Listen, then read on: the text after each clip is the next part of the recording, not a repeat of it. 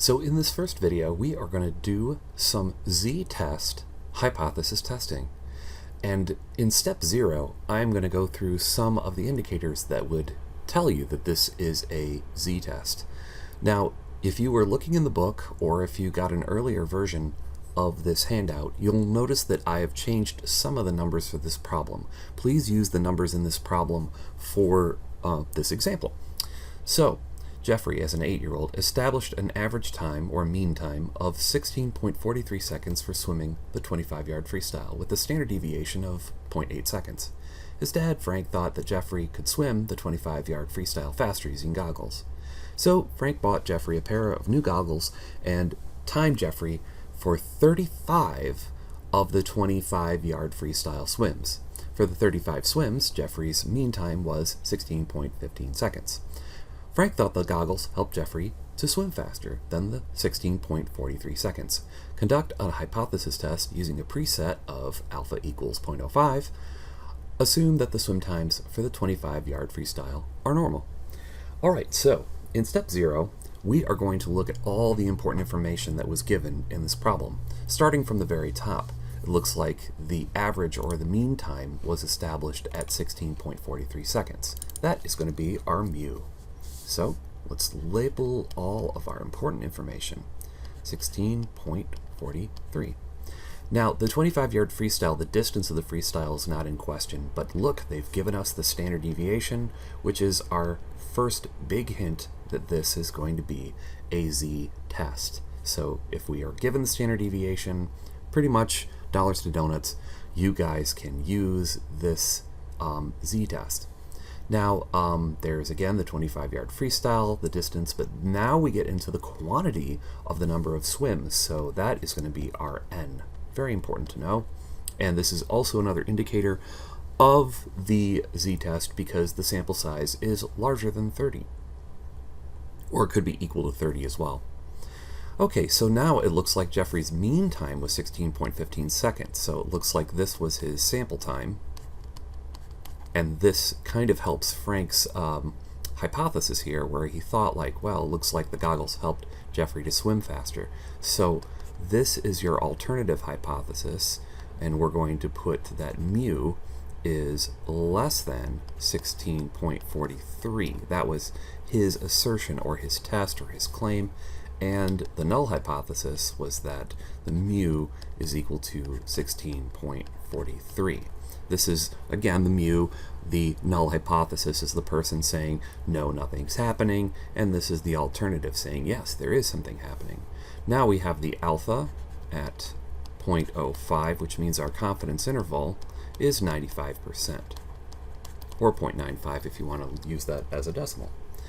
So in step 2, we just have to verify a few things before we move on so we can use the normal distribution. So what's the sample size here? The sample size is greater than or equal to 30, so we can definitely put our x bar belonging to the normal distribution with a standard deviation of 16.43. This is the distribution we're going to set up here. I'm going to make that look a little nicer. Okay, and with a standard deviation of 0.8 divided by the square root of the sample size, which in this case is going to be 35. Now, don't concern yourself too much with this notation because we're going to let the calculator do the work on this. And the calculator is going to actually do the work you did in a previous section, which was finding the z-score. And here, you're going to grab your graphing calculator for step 3, and let's turn it on. And now we're going to go to the z-test screen. Okay, now I'm going to write down these steps here in step 3 in case you get lost a little bit. So if we go to the z-test screen, so we click on stat, and we're going to move the right arrow key over, you can see that the z-test is the first option on the menu. So stat right, or stat to the test menu, and then click enter on the z-test. Now, we're not going to input the data because we don't have the 35 actual swims, so we're going to click over to stats and hit enter. Okay, so now it asks for the null hypothesis mu, that's mu sub 0, and that is going to be our 16.43. Okay, then we're going to have our standard deviation, which is 0.8. Now this is our sample mean, which is what we did after the intervention, so 16.15. And we have a sample size. The sample size is going to be 35. And we get to choose whether this is a two-tail test, a left tail test, or a right tail test. And this actually matches your alternative hypothesis decision. So our alternative hypothesis decision was he thought it was less than the null hypothesis, so let's click on that one. And I know the book kind of like as you do one then the other, but I think you just are more efficient if we just go to the draw menu. So one thing about before you click on the draw menu, you might have junk and crap on your y equals screen. If you don't see just a clean normal curve on your next screen, click the y equals key and make sure that you don't have any lines or stuff from a previous class like college algebra or algebra kind of cluttering up your screen, or box and whisker plots or histograms or something previous from this class. All right, time to click draw and see what we get. Look at that beautiful normal curve. There is your normal curve, and here is two important information pieces to write down for step 3.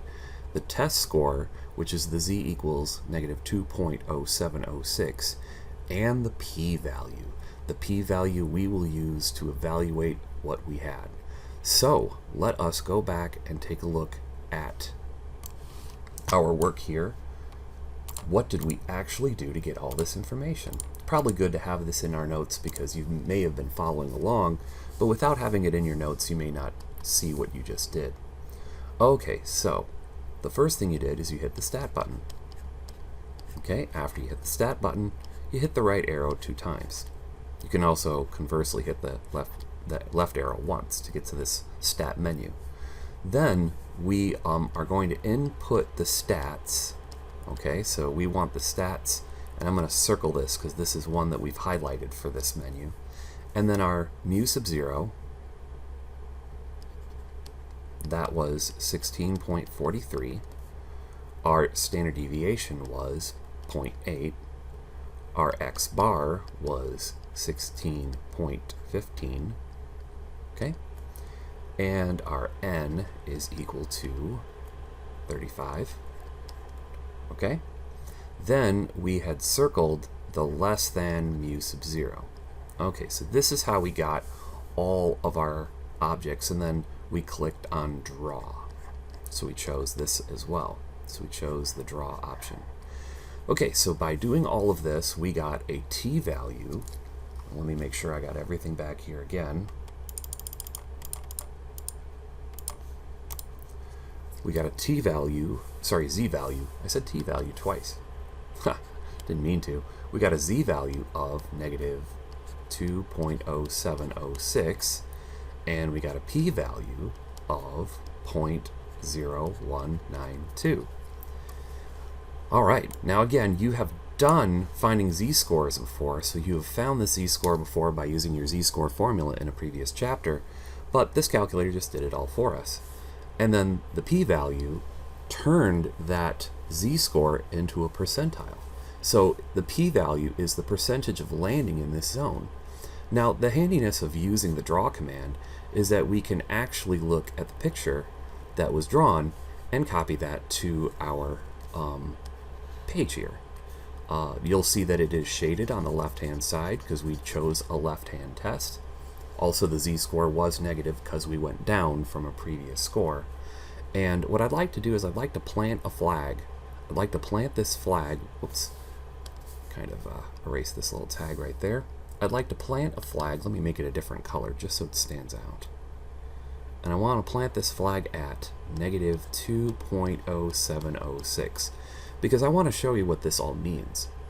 This is 0. This is the number of standard deviations away from the norm. This is the average. This is our 16.43. Now, the chances of him landing on that time, that 16.15, was very small. The p-value, or the percentage inside of this shaded area, is only 0.0192% of the entire graph. So he had less than a 2% chance of landing in this section, which is what he swam with.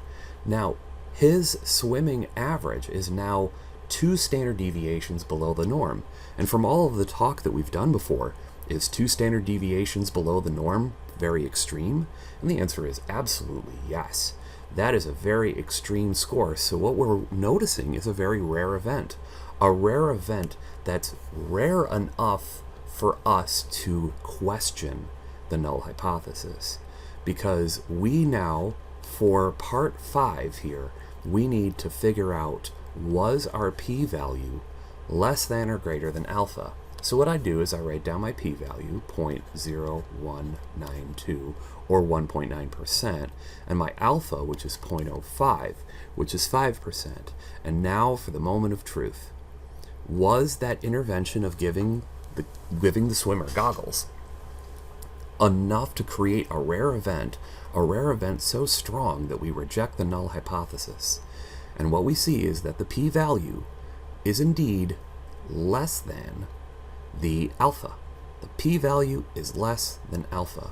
And so, thinking back to the rhyme, if the p is low, we have to let the null go. So the conclusion that we're going to make in step 4 to step 5 is we're going to reject the null hypothesis. So our step 5 conclusion will have this inequality. Since the p-value is less than alpha, or you could write out the word alpha if you wanted to, you need to include this on the paper pencil test here. You need to include this inequality. You can either say it was less than or greater than, but you need to tell me why you chose to either reject or not reject. Now, you can see that the book is going to follow with a statement something like this. Since the p-value is less than alpha, we have sufficient evidence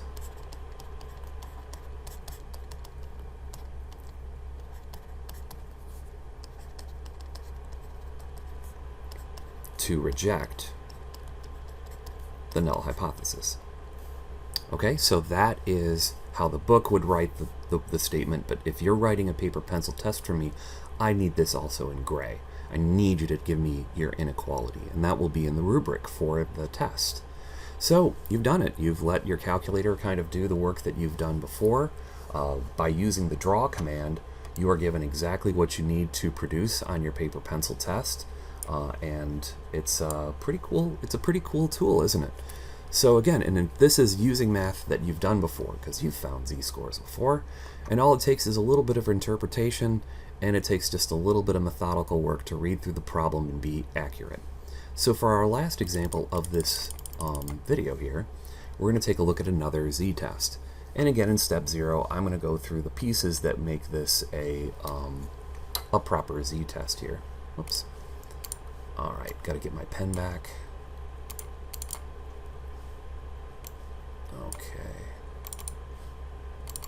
So, a college football coach records the mean weight that his players can bench press as 275 pounds. Now, instead of reading the whole problem through as I get to some important piece of information, I'm going to write that down. Conversely, what you can do is you can go to the problem itself and you can actually just write the little symbols above it if you have a piece of paper.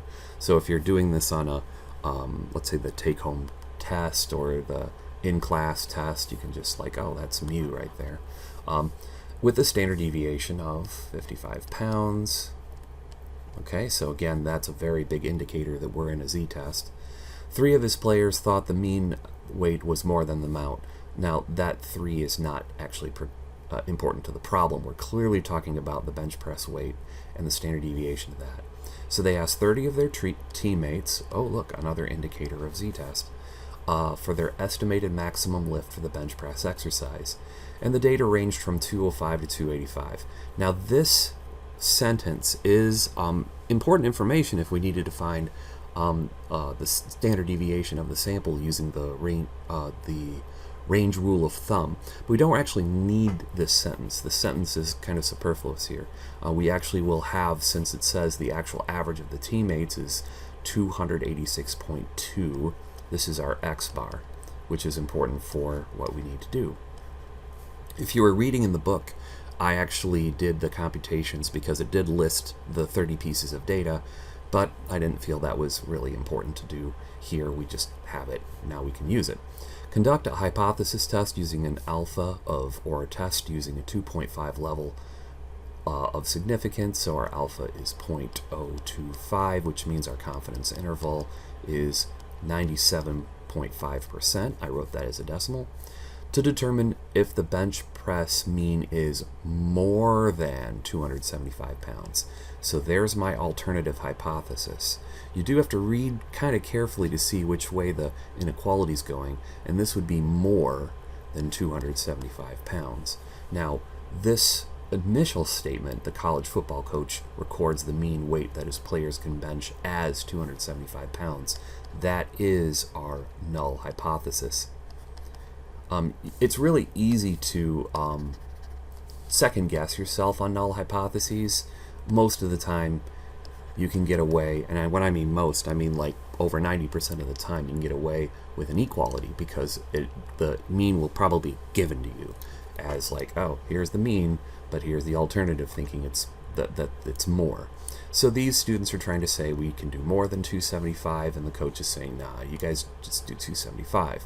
So step 2 is to safeguard against this problem, to make sure that we can use this test and our n is greater than or equal to 30. It is exactly 30.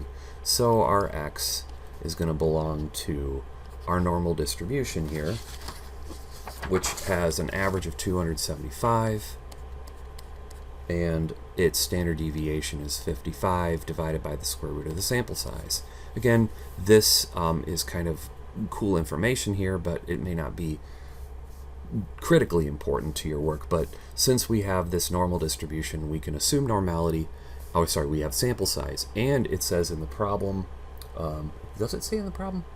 Sometimes it says in the problem, assume normality or assume a normal distribution. It didn't need to do that in this case because we had the sample size to take care of it. In the previous problem, it did talk about that, so that was kind of nice. Now, I'm not going to write down all the calculator steps here for step 3. I'm just going to write down my test value and the picture here.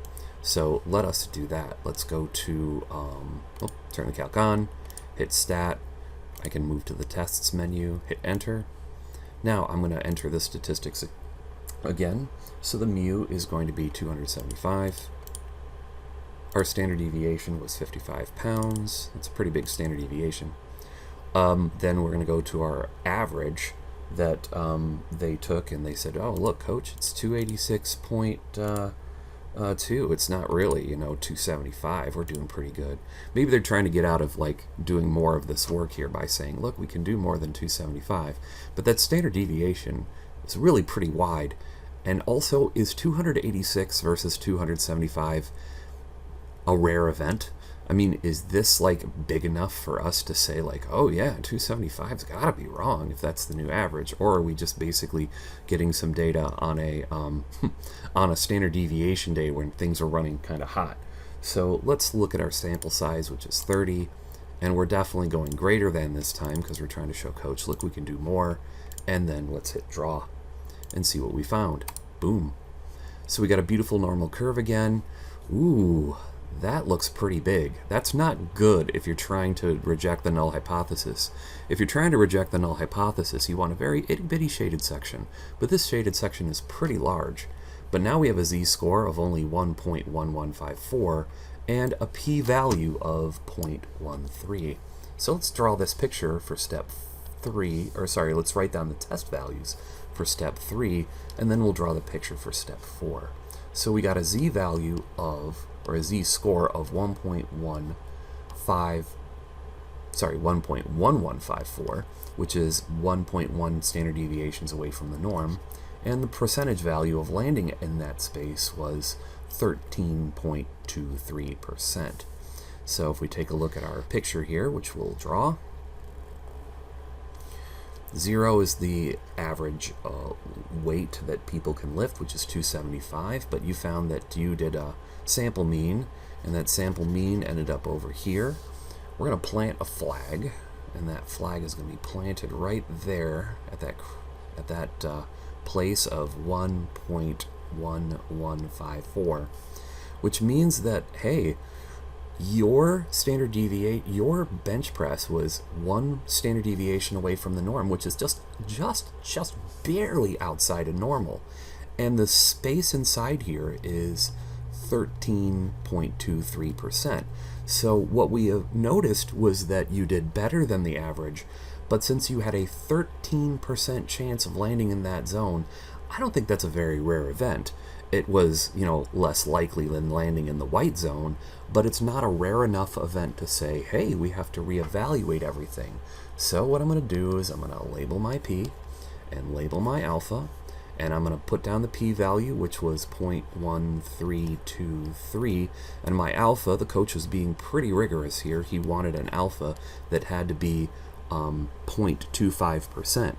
As a reminder, this alpha is saying, hey, the chances of you screwing this up or making a type 1 error is 2.5%. If your p-value is less than that, you can reject the null hypothesis. But clearly, folks, our p-value is greater than alpha. 13% versus 2.5%, so we do not reject the null hypothesis. And this leads to our statement 5 in the end of this video. Statement 5, the end of the video, states the following. Since P was greater than alpha, this is a statement you have to have on your written test. You have to have it there. I need to see why you chose your value or your conclusion here. The book is going to then pretty much have like a statement like this. We do not have sufficient evidence. So here's your do not of the do not reject. We do not have sufficient evidence to reject the null hypothesis. See, the do not reject is inside of this conclusion, maybe not all strung together, but it's based on this premise that you did not have a p-value that was less than your chance of making a mistake.